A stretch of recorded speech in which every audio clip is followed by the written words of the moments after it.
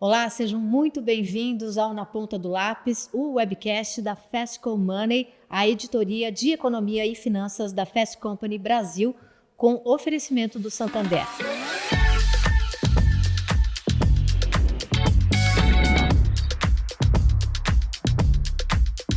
Aqui é o espaço em que a gente promove diálogos com especialistas que são referência em suas áreas de atuação para falar de temas que movem a economia e que impactam diretamente o nosso cotidiano, como educação, saúde, inovação, finanças, sustentabilidade e novos modelos de desenvolvimento.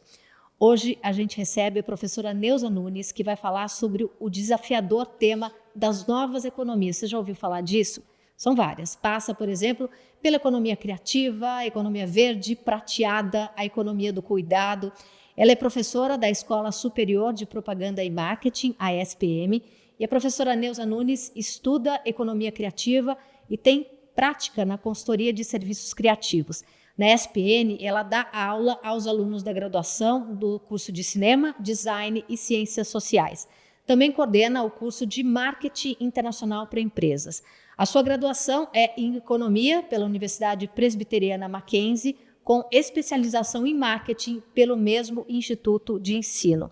Neuza é mestre e doutora em Administração com foco em Gestão Internacional, ambas titulações obtidas pela ESPM. Seja muito bem-vinda, professora Neuza, é um prazer recebê-la aqui.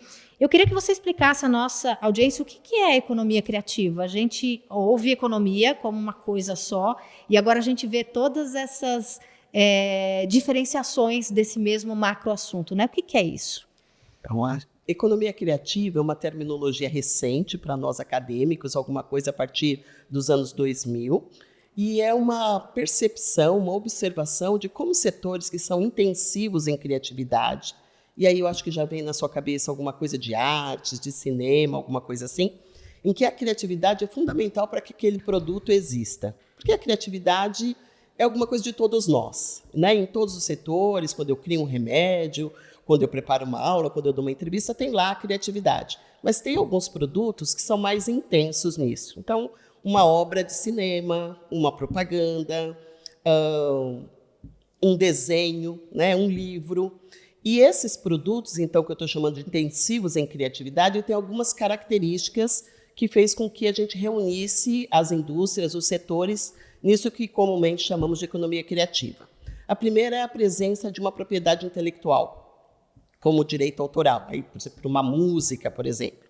A segunda são os modelos de negócio, que normalmente são modelos com um investimento inicial relativamente pequeno, um número de pessoas trabalhando relativamente baixo e que são impulsionados por tecnologia. Então, olhando para esses setores, economias desenvolvidas, como a australiana, que foi a primeira a montar um plano de desenvolvimento dos setores criativos no mundo, seguido pela Inglaterra, então a gente está falando de 2 países desenvolvidos, e aí esse planejamento como uma política pública no sentido de fomentar o crescimento dessas empresas, que de um modo geral tem uma característica de pequena e média, né? E aqui no Brasil a gente segue muito do modelo inglês, proporcionando editais, viabilizando estímulos e fomentos, principalmente financeiros, para que esses negócios prosperem. De um modo geral, você diz quais são os setores criativos, porque no primeiro momento tudo parece criativo. Então, como o dinheiro é escasso, normalmente os governos nomeiam quais são os setores criativos, considerando questões de cultura, por exemplo. Então, se eu for lá para a Argentina, eu vou ter o tango.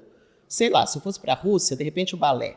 Mas eu estou aqui no Brasil, então eu vou aumentar o samba, o frevo, né, as coisas que estão relacionadas à nossa cultura e aquilo que a gente já faz. De um modo geral, a gente tem 13 setores como sendo criativos, né? Então, publicidade, arquitetura, o design, a música, a indústria da música, mídia, né? Então, isso pode variar um pouquinho de uma cidade para outra, né? Dentro do Brasil, mas sempre tem um número relativamente restrito e a questão aí é, quando eu vou oferecer esse dinheiro, eu tenho que dizer para quem. Então, por isso eu precisaria listar quais são as indústrias especificamente.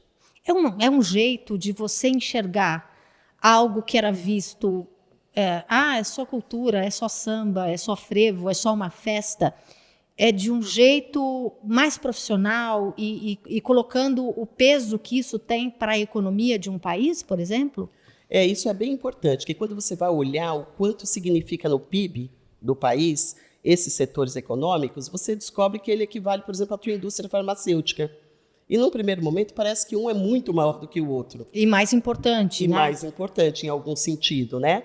Mas essa ideia, então, de que tem valor mesmo e de que eu posso estimular e que, de repente, é mais simples eu produzir mais simples no sentido de desenvolvimento de negócios, eu produzir uma agência do que uma indústria, que teríamos que ter o estudo, o tempo da pesquisa e tal, eu consigo colocar pessoas trabalhando naquilo que elas já sabem fazer, que já é intensivo no talento delas mais rapidamente. E essas novas economias, elas têm em comum a questão de que elas estão mais focadas na geração de renda e emprego do que na ideia do acúmulo do capital. Então, elas já nascem mesmo numa ideia mais de inclusão e de aproveitar o recurso que eu tenho, né, de focar nessa questão do que já está acontecendo. Ao mesmo tempo, você meio que garante uma certa distribuição independente dos grandes centros, né? Então, você vai ter alguém se destacando lá em Recife, alguém se destacando em São Paulo. Você não fica focado onde a indústria cultural parece mais pujante. Você dá uma visão maior para o país como um todo, né? Estimula coletivos, novos grupos, porque reconhece isso. Reconhece o potencial das pessoas.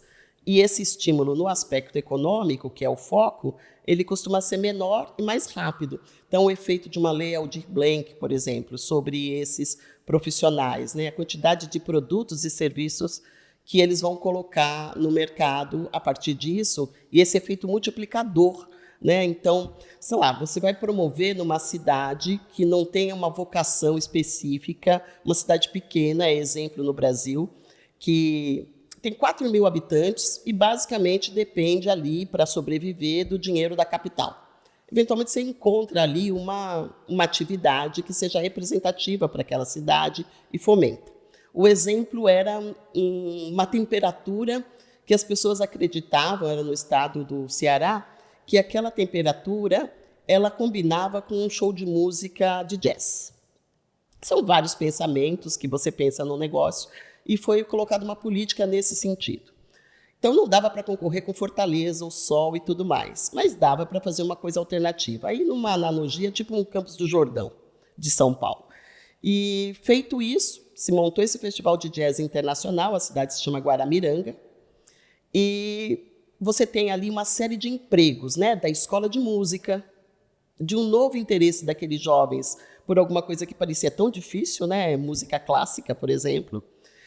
Você tem um hotel, você tem um restaurante, você tem uma movimentação de mais pessoas chegando, que não necessariamente, e pessoas do mundo, né, que não necessariamente vão ficar só naquela cidade. Então, isso vai assim, ter um efeito, né, multiplicador para o resto da região. E é isso, então você encontra vocações e identifica. Esse caso é muito específico, mas a gente tem os outros, né, o carnaval e as outras manifestações culturais, que quanto mais recebem investimento, mais prosperam e mais negócios são gerados, né? E em áreas que aí a gente não está mais discutindo assim, poluição, meio ambiente, né? Então são alternativas de produção que fogem de alguns dos dilemas, né, comuns da indústria, né, como um todo, dessa indústria de reprodução, de manufaturados e assim por diante. E quando a gente pensa em economia criativa, então ela tem uma capilaridade, né? Ela tem essa coisa de você valorizar, de repente, uma cultura local, uma vocação de um lugar. Você está gerando, muitas vezes, empregos, ocupando, nesse caso do exemplo que você trouxe, crianças para aprender música clássica. Você está fomentando o turismo, né? Você está trazendo gente de fora, transformando aquilo num destino. É tudo isso que se pensa quando se planeja algo nessa economia criativa. É tudo isso que é bem possível, né, para um grupo pequeno que passa a ter assim, bem-estar social, uma sensação de pertencimento àquele lugar. Eu não preciso necessariamente sair daqui para um grande centro, porque aqui eu tenho coisas que estão nos grandes centros.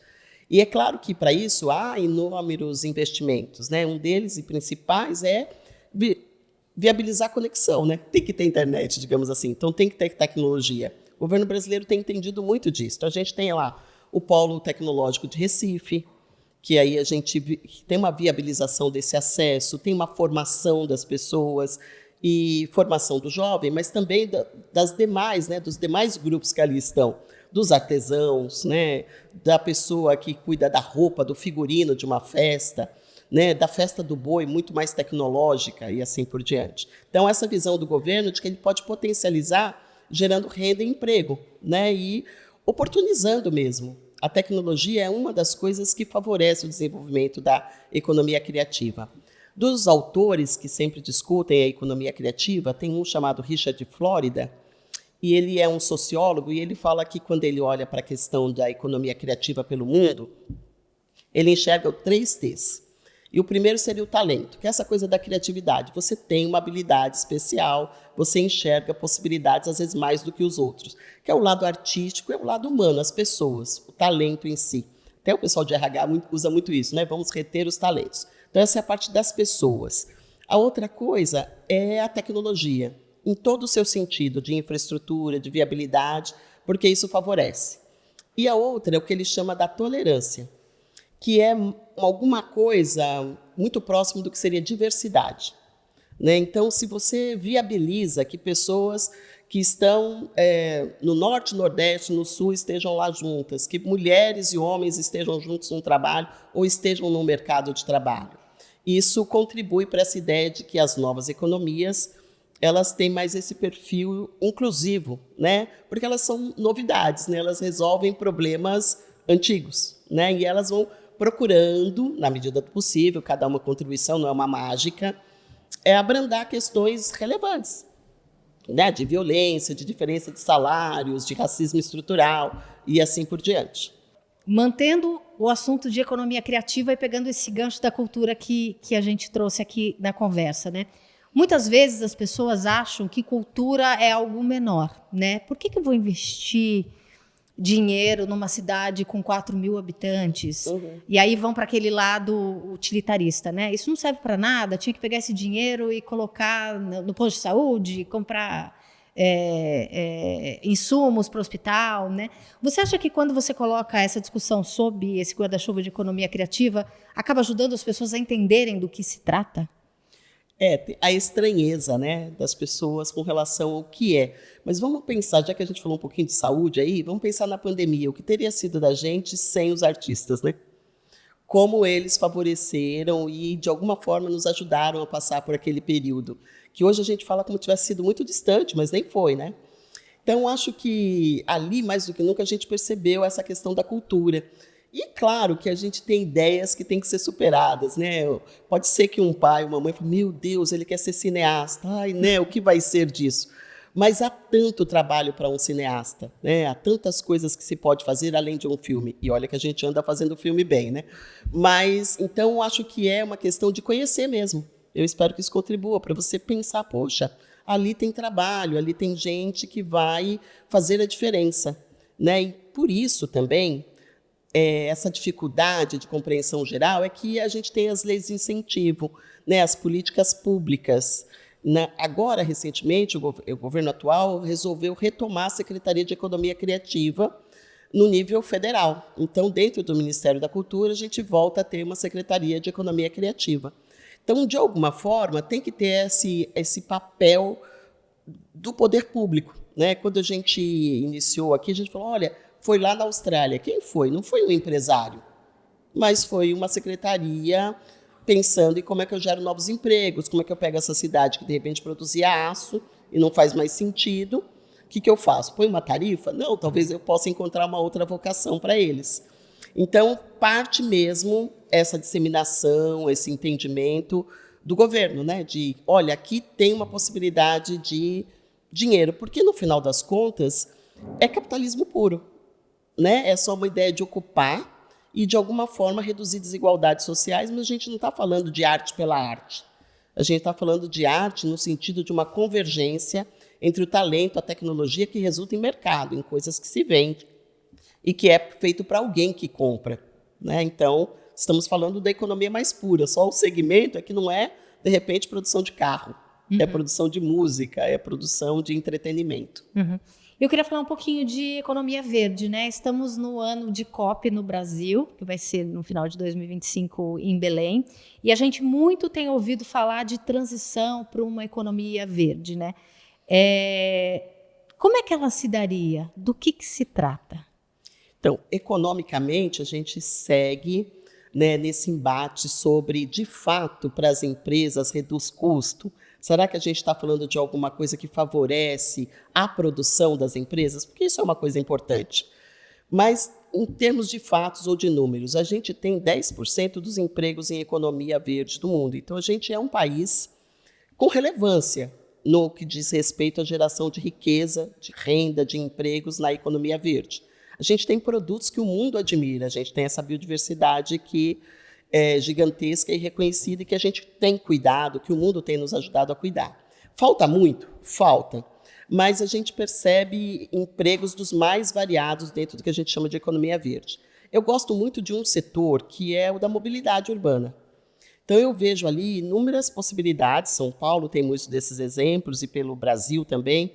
Então, você pensar que você pode ter o ônibus elétrico, né? E a gente tem alguns bairros que funcionam com isso, a diferença que isso faz, mesmo o patinete em algumas regiões, o estímulo a usar o transporte público, a quantidade de metrô que a gente tem, e claro, o carro elétrico, e como não pensar no etanol. Então, a economia verde ela é viável economicamente.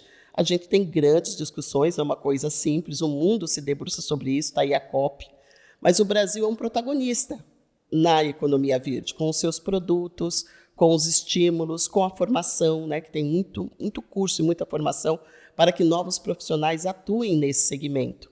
E acho que ele também é uma coisa de encanto para essas novas gerações, né, para os mais jovens, né, a forma como eles vão usar os recursos que são tão escassos. Então, a economia verde, na prática, todas elas, a economia prateada, a economia criativa, elas têm conexões, né, que é um novo jeito de olhar para o que eu quero consumir e como eu quero fazer isso, né? De que jeito eu quero fazer isso. E quando a gente fala em economia verde, a gente fala de novos produtos, novas fábricas, novos segmentos, ou a gente fala também de uma transição de segmentos que eram poluentes para uma coisa mais verde, né? Quando a gente fala de economia verde, a gente fala de tudo novo ou de uma adaptação do que a gente tem hoje? Eu acho que basicamente de uma adaptação.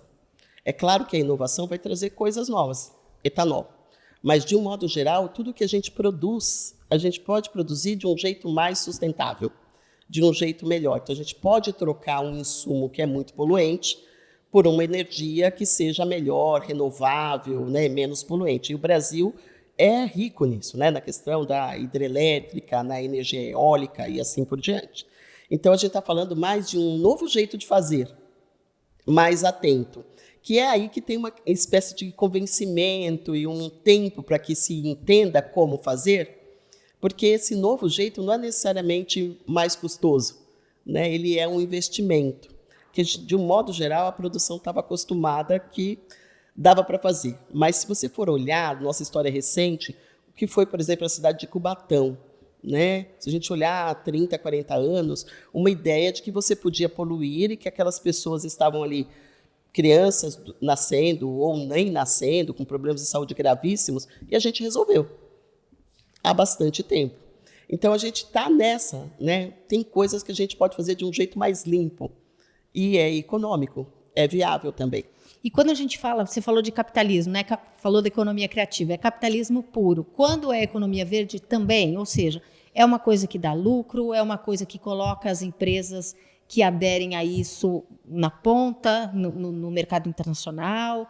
É sobre ser bonzinho ou é sobre ser capitalista também? É basicamente sobre ser capitalista, né? Porque eu acho que os primeiros, eles têm um ganho de ser o primeiro, né? De criar, de ser a mais admirável, mas a tendência dessas inovações é que elas se diluam ao longo do tempo e que todos passem a acessar. Então, o principal, acho que é atrativo para essas empresas, claro que eventualmente é fazer o bem, ganhar alguma coisa, tem uma coisa do ideal do empresário, de como ele vê, né? De atender isso também, mas na prática ele é a saída, é o caminho, porque senão a indústria dele também não vai existir por tanto tempo assim. né? Não vai ser viável. E claro que a gente tem o comportamento da sociedade que impacta, né? Então, o consumidor que está te pedindo uma coisa melhor, nossas mudanças, de inclusive alimentares, de comportamentos, novos problemas que temos, né? Isso também é importante e faz com que os empresários queiram atender. Mas eu acho que ele é mais no sentido de que é o único jeito que eu tenho, né? Eu preciso me adaptar porque é assim que é. E a gente passa, né, em economia, a gente tem um conceito que chama destruição criativa. Então, ao longo do tempo, a gente faz de um jeito e percebe que dá para fazer de outro jeito. Não precisa ser com carvão, pode ser com eletricidade. Não precisa ser com eletricidade, pode ser de uma outra forma. Então, é natural que aconteçam esses ciclos, né, dentro do capitalismo. Um crescimento em cima de uma matriz, de um processo, e depois o declínio dela com a substituição por outro, que sempre acrescenta ganhos, né? Tem sido assim nos formatos produtivos nossos. E o mundo está pedindo isso, então? Sim. E você acha que o Brasil, né, por tudo isso que você já falou, temos essa diversidade, tanto de matriz energética, você trouxe o etanol, mas também a Amazônia. Você acha que o Brasil tem condição de tomar a dianteira nessa discussão e nessa disputa por uma economia mais verde? Eu acho que isso é uma questão certamente política, né, que tem de quanto de energia um país quer gastar nesse propósito, nesse objetivo. Eu acho que atualmente a gente tem um governo focado nisso, né, com essa intenção, assim como a gente pode olhar para os Estados Unidos e verificar, será que mudou um pouco esse core, né? O que se pensa hoje com o governo atual? Então, é claro que depende disso ser uma política de Estado, que independa de quem esteja ali no poder, você tenha aquele plano, aquele planejamento mais de longo prazo. Mas não é isso que acontece. Não é isso que acontece, mas eu acho que é isso que se persegue. E a gente está falando meio de Brasil, ou de alguma forma Estados Unidos, mas mesmo da Europa. As reuniões, a COP, ela tem a intenção de, em algum momento, a gente ter acordos que tenham essas características, né, mais longevas e que independam de qual é o partido, de qual é o governo naquele momento, seja uma coisa de Estado mesmo. Uhum. O envelhecimento da população é uma realidade não só aqui no Brasil, mas no mundo inteiro. Estamos vivendo mais, não necessariamente melhor, dependendo, né, do país, dependendo de alguns recortes sociais, econômicos, né? Mas eu queria falar dessa economia prateada. Ela representa esse mercado consumidor. Ela também representa uma força de trabalho experiente que muitas vezes é excluída do jogo do mercado, né? Eu queria que você explicasse para a nossa audiência, que já ouviu falar de economia criativa, talvez de economia verde, com certeza, mas que nunca ouviu falar de economia prateada. Do que se trata? Então, a gente está falando de, muito possivelmente, né, de um fenômeno que está em andamento, que é a inversão da pirâmide. Então, o prateado são os cabelos brancos. É uma ideia dos 50 a mais, estou eu com eles aqui, né? E isso é uma coisa que a gente passou a assumir um pouco mais, né, também, principalmente as mulheres, né? Então, é uma economia voltada para as pessoas que têm mais de 50 anos. E por que, de repente, vamos prestar atenção nisso? Porque a gente tem uma mudança comportamental. Menos filhos por família, de alguma forma, uma melhora da qualidade de vida que está fazendo vários países terem um grupo de velhos maior, é o caso do Brasil. Antes a gente falava, na China é assim, não sei onde. Era como se fossem exceções e exemplos, e hoje é uma coisa mais predominante, né? Então, estamos vivendo mais, tem informações aí, já nasceu a pessoa que vai chegar próximo dos 200 e assim por diante. E aqui no Brasil não foi diferente. A gente, olhando para a economia bem tradicional, a gente tem acompanhado a luta do governo, previdência social, como é que eu faço? Não é possível que alguém se aposente aos 50 anos, né? Então, as reformas, ampliando. E o mercado de trabalho, quando você fala uma pessoa com mais de 50 anos não poderia se aposentar porque ela está em condições de trabalhar. Concordo, de um modo geral está. Mas o mercado não via essa pessoa como alguém que poderia trabalhar. Mas essa inversão da pirâmide, a redução do número de pessoas que vai acontecer em condições de trabalho, da população economicamente ativa, permite que esse grupo volte a ter espaço no mercado de trabalho. Então, em algum tempo, você via os cabelos prateados. Eu era um professor e agora eu estou trabalhando aqui no supermercado como caixa. Era a oportunidade que ele tinha. Então, ele saiu, de repente, de um trabalho extremamente qualificado para um trabalho mais operacional. Hoje, a gente vê uma mudança nisso, né? Esses profissionais estão sendo reaproveitados de outra forma, numa mentoria, né? Num trabalho mais relacionado ao que ele fazia, já que ele acumulou tantas experiências. Também acreditamos que as atividades mais operacionais, nesse meu exemplo, caixa, ele deve deixar de existir, a inteligência artificial deve dar conta disso, a gente já chega no supermercado e paga sozinho, então a gente tem que incluir essas pessoas em novos trabalhos, e isso é possível, porque de modo geral elas fizeram lá, elas têm um dinheiro, né, para viver, elas fizeram sua previdência privada, esse grupo de profissionais, ou elas estão aposentadas mesmo, e elas estão prontas para consumir. Então a economia prateada, ela traz oportunidades de negócio para as empresas, em vários aspectos, sejam que essas pessoas vão precisar de mais tempo de cuidados de bem-estar, né? Essas pessoas vão precisar de mais planos de saúde, com certeza, de mais academias adaptadas, de uma comunicação que mostre que aquele produto é para ela, de uma formação, de repente, em tecnologia, né? Porque precisa, não tem como você, no mundo atual, não se utilizar de tecnologia para favorecer. Então, antes, iniciativas que eram um grupo com 50 a mais, que vai construir uma casa para viver junto e um cuidar do outro, hoje você tem um mercado fazendo isso.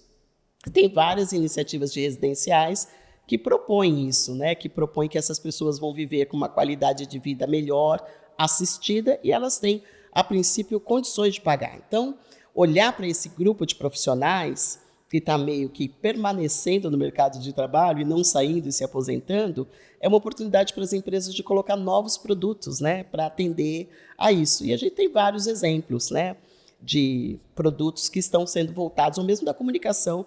Esses dias eu passei em frente de um prédio e aí quem que estava ali oferecendo, mostrando, era uma pessoa como eu, 50 a mais, né? Não era mais só aquela família de 30 anos que iria comprar ou morar ou alugar aquele apartamento. Então, essa economia é para atender esse grupo, que chega bem. Dia desse, estava lá na internet, bem na minha vez de envelhecer, os velhinhos estão malhados, né? Não sei se usem dessa palavra, mas eles estavam super bem, assim, e tinha umas atrizes, umas pessoas comentando, poxa vida, eu achei que eu ia fazer tricô. Não, não vai fazer tricô, só se quiser, né? Uhum. Não vai fazer tricô como única alternativa. Uhum. Tem muitas outras coisas para fazer. Não, e eu tenho reparado, por exemplo, a gente tem o Estatuto do Idoso, né, que garante direitos para essas pessoas 60 a mais, no caso, né?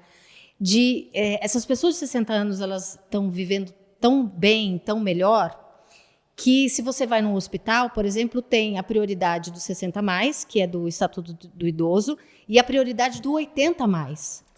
Que é a prioridade da prioridade, porque a gente tem essa mudança, né? Essa pessoa de 60 anos, ela, de repente, ela nem precisa dessa prioridade, porque ela é outra pessoa. Não é mais aquela pessoa de 60 anos atrás, né? Sim. E se você for lá com 40 anos, você nunca será atendido, né? Porque até todas as pessoas que a maioria conseguir, você vai ter que pedir para uns 60 a mais te conceder a vez, né? Porque senão é uma fila de metade da população. Né? De metade da população, cada vez mais. Um dia, numa farmácia, alguém falou, não, aqui não tem fila de prioridades, porque, né, não tem sentido.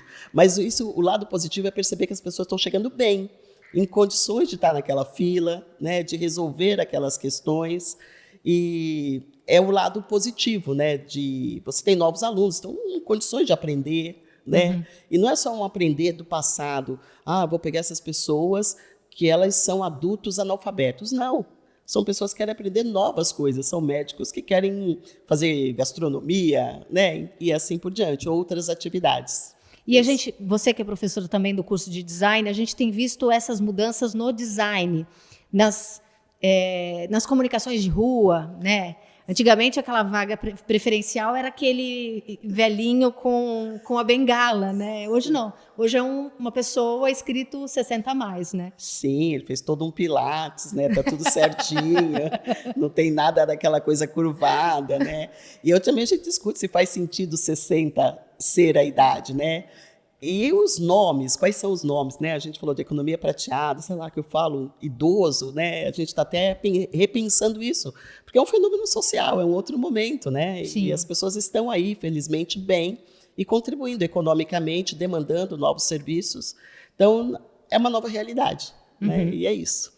E queria falar agora da economia do cuidado, né? Que aí abrange um leque de coisas, né? Vai desde educação infantil, saúde, assistência a idosos que precisam, né, de algum tipo de assistência, e ela é fundamental para o bem-estar social, né? Só que é uma atividade muitas vezes invisível, não reconhecida, mal paga, mal formada, né? Muitas vezes. E a gente sabe que, além de subvalorizada, muitas vezes essas funções de cuidado, ela é tratada como uma obrigação da mulher, né? Então, é a mulher que cuida da mãe, do pai idoso, de uma tia doente, né? Como é que você vê, e como a gente está envelhecendo cada vez mais, é um setor econômico que também demanda atenção, planejamento e preparo, né? Sim. Esses dias tinha uma manchete de jornal que dizia assim: quanto vale o beijo da sua mãe? E era uma ideia de pensar o tempo que a mulher dedica aos cuidados em casa. Quando eu falo da economia dos cuidados, eu penso muito no papel da mulher, porque é ela que está com a sobrecarga, ela que está com a dupla ou tripla jornada, e como se fosse assim que é. Então, eu fico feliz de saber que a gente está discutindo. Não é assim que é, né? E por muito tempo foi dessa forma. A mulher teria... você pode trabalhar fora, olha que bom, tem vagas para mulheres, só que você tem que continuar lavando a roupa, pegando o filho na escola, dando conta de todas as coisas. E quando o seu filho fica um pouco mais independente, você tem os pais para cuidar, né? Ou seja, você nunca tem sossego. Não tem. E hoje, acho que o tempo é esse. Muitas mulheres, por exemplo, na minha idade, elas estão cuidando dos filhos que estão saindo da adolescência e estão cuidando dos pais, que vão ficar conosco aí um bocadão mais de tempo. Então, você está mesmo muito demandada. E aí você tem a sua carreira, você está ativo, porque em algum momento você vai ser a mulher, né, prateada, e tem que dar conta de tudo isso. Então, a economia dos cuidados, o que a gente percebe no sentido do governo, né, dos governos pelo mundo, já tem várias iniciativas. A Argentina tinha uma iniciativa de reconhecer o trabalho dessa mulher dentro de casa como remuneração, bem à frente. Isso que a Argentina, que a gente sabe que é esse país com turbulências econômicas, a gente não tem certeza do quanto eles implementaram, mas eles pensaram isso e formalizaram. O Uruguai, que é o nosso sempre, né, assim, modelo, e é delicado, e eles são sofisticados nas colocações, a gente só precisa considerar tamanho, né, riqueza e tudo mais, mas eles estão anos-luz à frente numa política para reconhecer esse trabalho. O que eu quero dizer com reconhecer é remunerar, é viabilizá-lo, né? Não fazer com que a pessoa tenha 3 jornadas, né? 8 horas em casa e 8 horas no trabalho ou qualquer coisa assim. Reconhecer que tem uma atividade em casa que ela é relevante e que mereceria ser remunerada. Vários. A gente tem as iniciativas das empresas que estão relacionadas a oferecer creches ou no seu próprio local de trabalho, ali próximo. Iniciativas também das empresas de estender a licença paternidade, no caso, dela se tornar um tempo maior para que este pai, ele ajude, ele esteja perto, ele ajude, você vê que é uma palavra antiga, mas ele faça ali a parte dele, o que é esperado, né, na cooperação com o filho, divida o que é necessário. Porque aí, além de ter essa oportunidade de ficar com o filho, ele ainda está aliviando um pouco essa carga dessa mãe, né? Sim, porque teria que dar conta de tudo, né? O dia alguém falou assim, mulheres têm um sono mais leve porque elas precisam acordar para amamentar. Ela foi obrigada a ter um sono mais leve, né? Então, a gente também está se policiando no que a gente acredita. Tem outros jeitos de fazer. Então, tem essas iniciativas das empresas de estender. Do mesmo forma, a empresa entender que quando uma mulher volta da licença maternidade, ela não prejudicou a empresa. Porque você tinha uma leitura de que voltou, agora você vai ficar aqui mais 2 meses da estabilidade e você está fora, porque alguém te substituiu e pronto. Então, há uma preocupação do empresariado e uma série de políticas a gente percebe em várias empresas para que isso não continue acontecendo desse jeito. Então, ela volta da licença maternidade, que é um pouco da dupla jornada, e permanece no trabalho. As empresas oferecem suporte para que ela seja mãe e profissional. Permitem que os pais possam aí desfrutar dessa companhia, participar dessa educação desde o começo. Então, essas são algumas coisas. Há outro aspecto, a gente pensando bem, é bem focado na mulher, porque é ela que estará com alguém doente, é ela que vai cuidar. Tem um filme que se chama Para Sempre Alice, e ela desenvolve Alzheimer cedo, eu até acho que é baseado em histórias reais, é uma professora, E aí, quando ela vai para a instituição que vai cuidar dela, ela não tem nenhuma visita. Porque quem vai visitar alguém é a mulher, e no caso dela, era ela que estava lá, então não havia quem visitasse.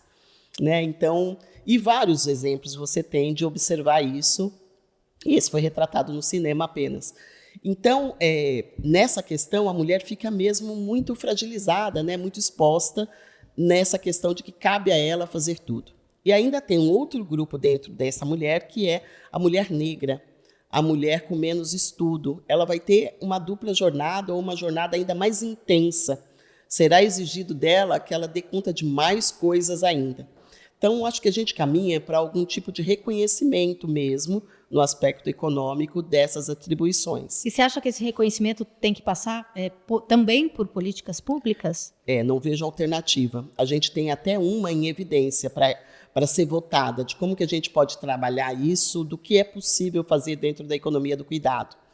Porque isso seria uma forma de atender um pouco das ODSs, né? E, de alguma forma, a gente reduzir um pouco a diferença de salário entre homens e mulheres. Porque, embora eu tenha aqui citado vários avanços das empresas, uma das coisas das empresas também você é uma mulher, você vai de alguma forma sair mais, você vai levar mais um filho ao médico, você vai ganhar menos.